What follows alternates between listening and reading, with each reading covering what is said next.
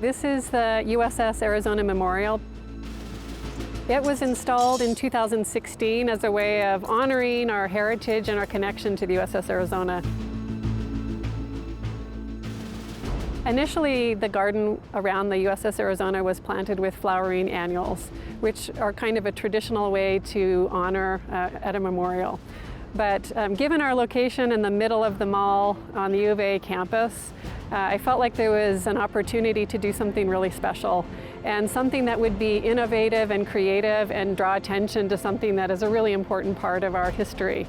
And secondly, I felt like it was also an opportunity to promote sustainable practices.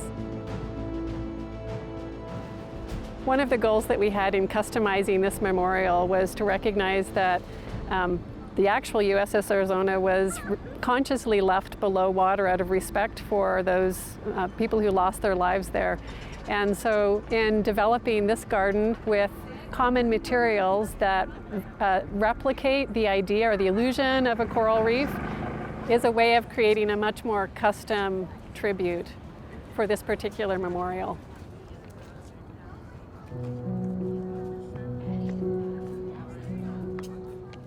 I made a donation to Tanya and told her she could do with it whatever she wanted. And she thought this was the best way to put the money to good use, and it was just so perfect. My husband was in the Navy. He was on a dock landing ship, obviously not on the Arizona. He was in love with everything Navy. All the history, all the accoutrements from the ships, everything. So being involved with the Navy, being involved with the University of Arizona, being involved with the Tucson Cactus and Succulent Society, this all seemed to work together just beautifully. Plus, a lot of our friends did the planting of the plants. So it's got a very emotional attachment. It was Uncle Tom's brother. Yeah. In my case, I had an aunt and uncle who are deceased, lived in the suburbs of Detroit, Michigan, and my uncle's brother was a member of the crew on December 7th, and his remains are still aboard the ship. And it's kind of a chilling thing to think about, that I actually know through several generations a member of the crew. Quite an experience. Right here. Yeah, right here. John Morgan Mears. Yeah. He died on December 7th, 1941, and I was born in August of 1944, so he preceded me in death by roughly 3 years. And yeah,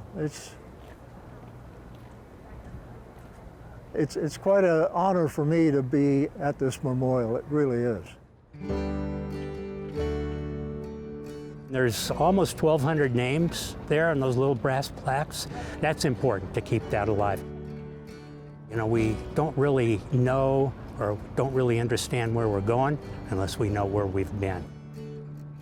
And this is a huge part of history that as veterans from World War II pass away, including my dad, this history is, more remote, gets more remote every year.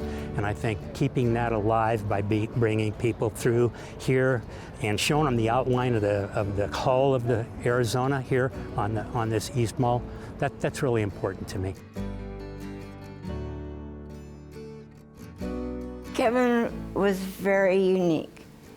He was more on the shy side until he got into academic areas that he was very used to and very knowledgeable in.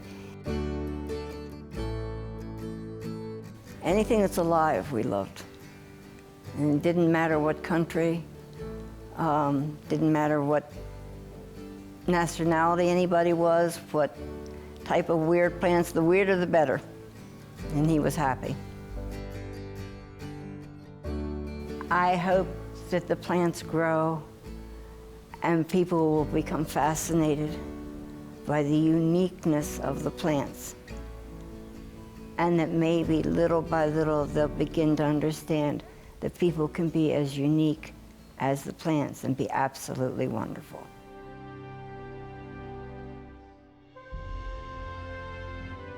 Obviously, I'm going to be thinking of Kevin and all the young men that died, and wondering when we're going to grow up enough to stop fighting each other.